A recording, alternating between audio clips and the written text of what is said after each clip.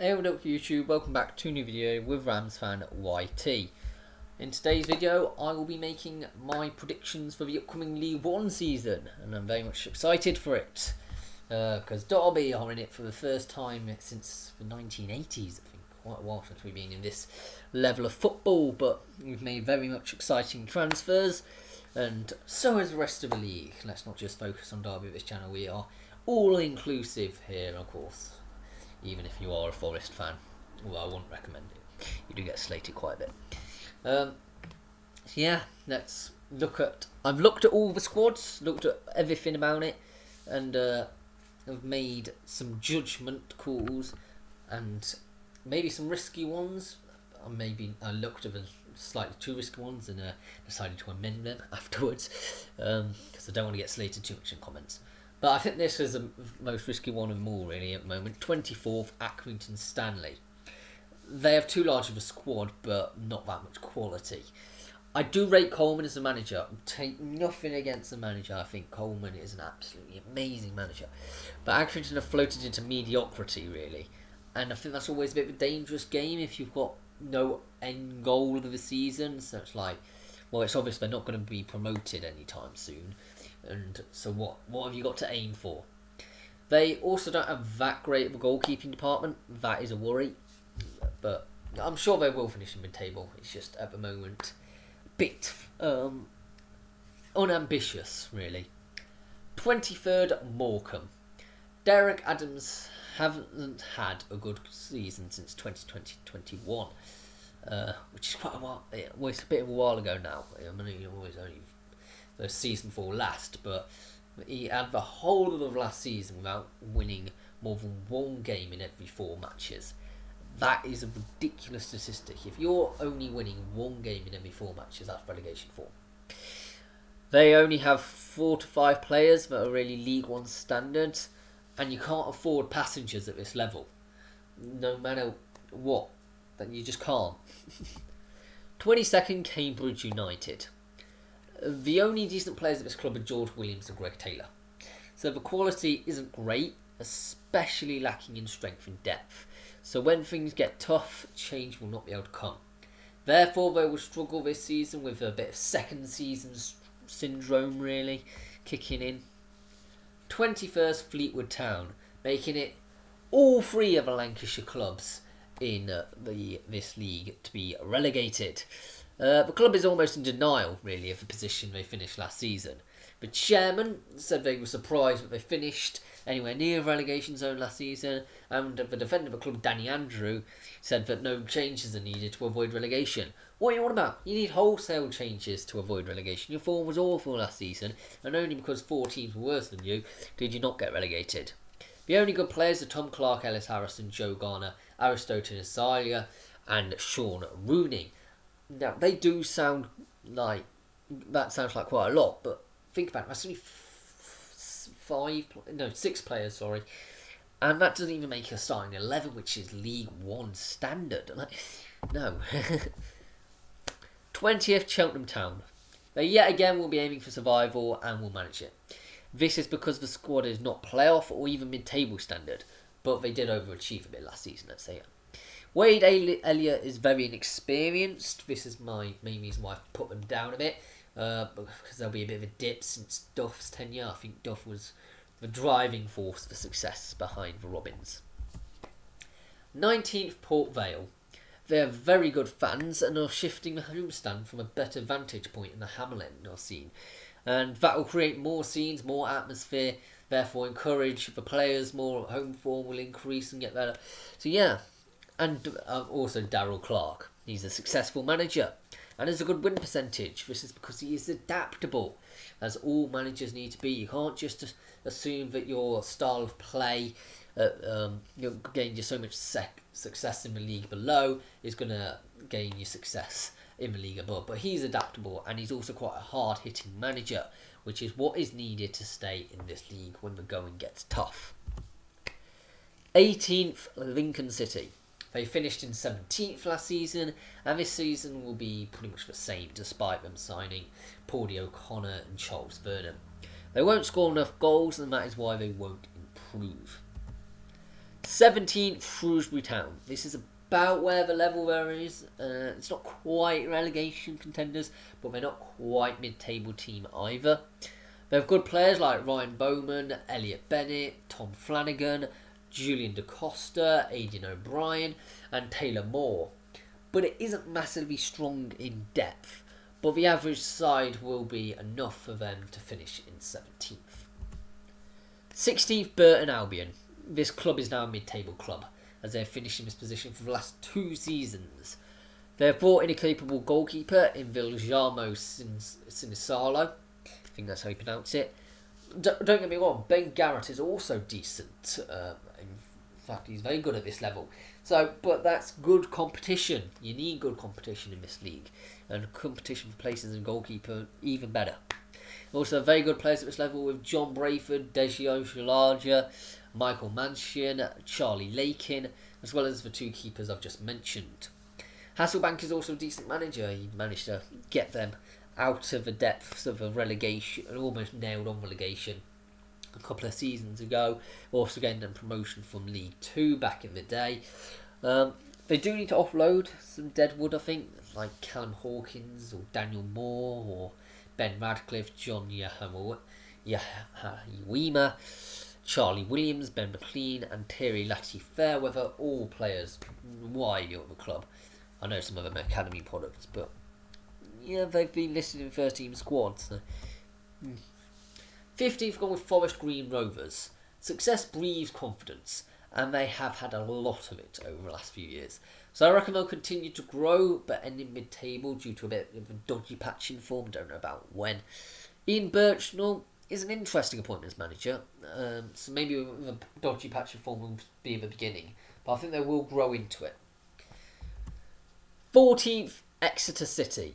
They will have a good start to the season, as their style of play, which has reaped success in League 2, will start good, but sort of peter out into a mid-table finish. 13th, the other Devon club in this league, Plymouth Argyle.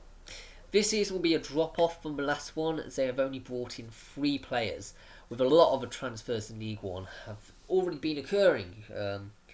Derby signed 10 players, is it now?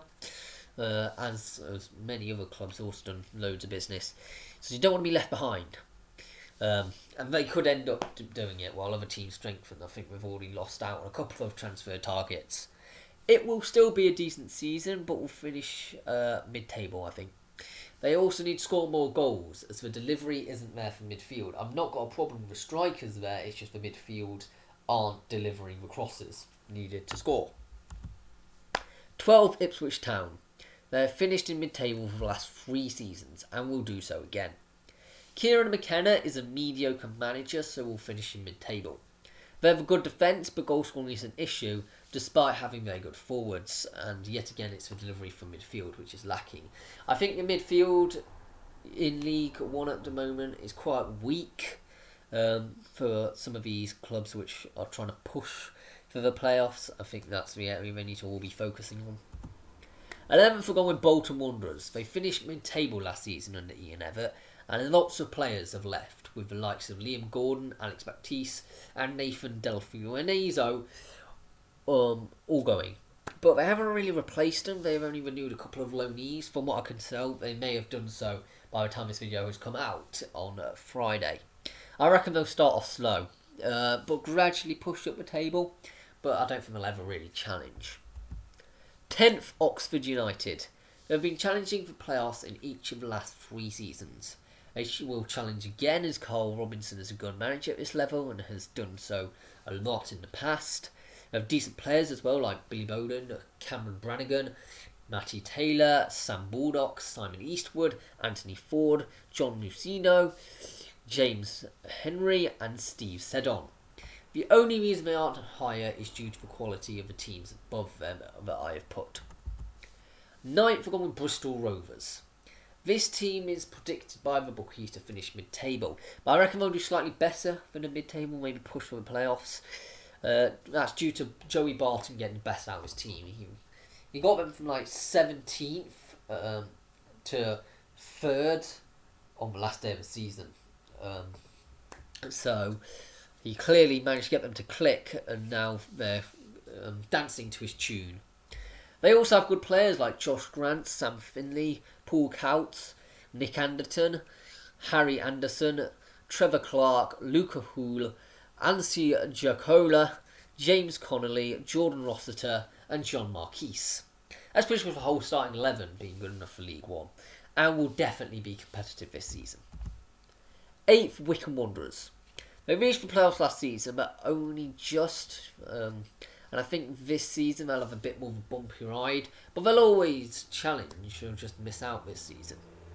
Their squad is weaker than the one which was in the Championship, and they have lost several good players like Anthony Stewart, David Stockdale, and the retirement of Adebayo Akinfenwa. We'll miss you. You are a credit to football. And they haven't really adequately replaced them, so I think they'll just miss out on the playoffs. 7th, Milton Keynes Dons. A large proportion of that playoff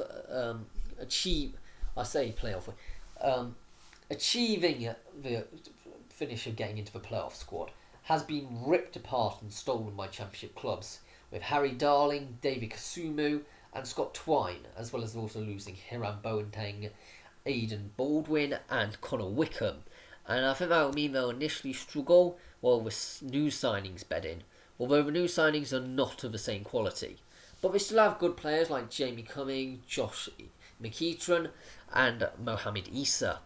They will start slowly but challenge for the playoffs come the end of the season. 6th, Peterborough United. They probably predicted that they were going to be relegated, so have made preparations for League One football.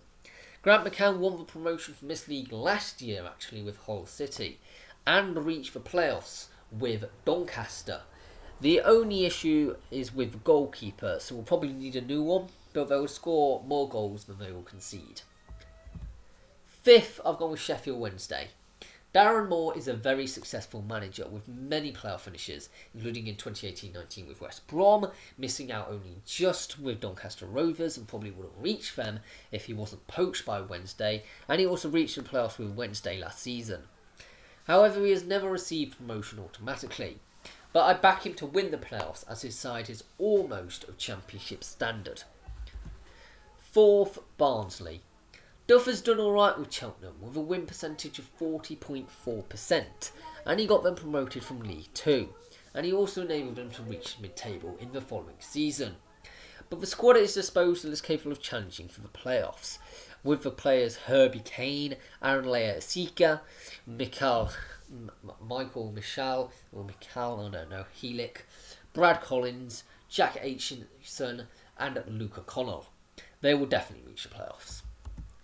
3rd, Charlton Athletic.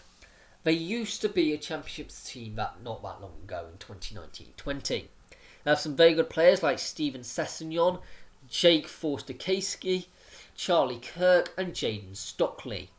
Ben Garner as a manager is a very good manager, having reached the playoffs last season with Swindon Town, and his win percentage is a win every other game. That is enough to reach the playoffs, and with the squad at his disposal, why not back him too? 2nd, Derby County. Of course, I'm going to back my own team to get promoted. I wasn't quite bold enough, though, to say that they're going to win the league. Although I do think they've got one of the best squads in the entire league. Now, they have a core of a Championship squad. Actually, I was listening to an interview by Liam Rosenior who said a couple of important things. Firstly, that he was targeting experience that have previously won promotion and have promotion on their CVs with, I think it's 7 players who are over 30 and one who's turning 29 this month being signed.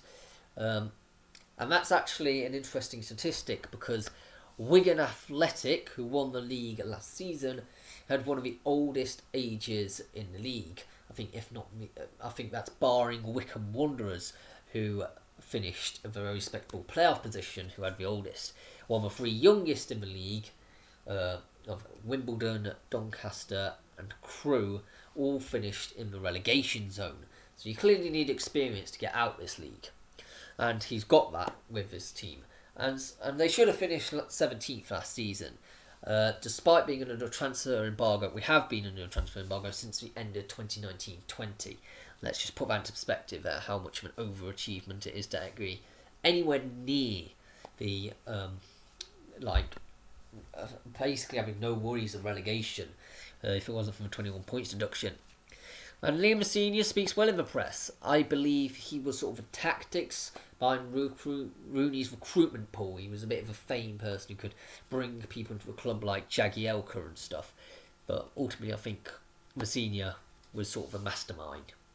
The players of Christian Bielik, Richard Stearman, Erin Cashin, James Chester, Conor Hourihane, Nathaniel Mendes-Lang, James Collins, Scott Loach and David McGoldrick are all players that should be at a champion. Well, probably not all should be a championship team now. I added a couple since I did this. But Scott Loach is probably the only one who couldn't reach a championship team. And I think they will be a championship team come next season. So you may have been clever and figured out which one I've left as first, or you may have just been thinking, who has he put as first? Pompey, Portsmouth I've put as first. Danny Cowley is a very good manager, having won a double promotion with Lincoln City, whereby he had a 53.3% win percentage. He also did well with Huddersfield, preventing them from being relegated, having won 6 games in a row, and he shouldn't really have been sacked. It was just like, oh, we want a different direction. Well, they did sort of get success under that different direction, didn't they?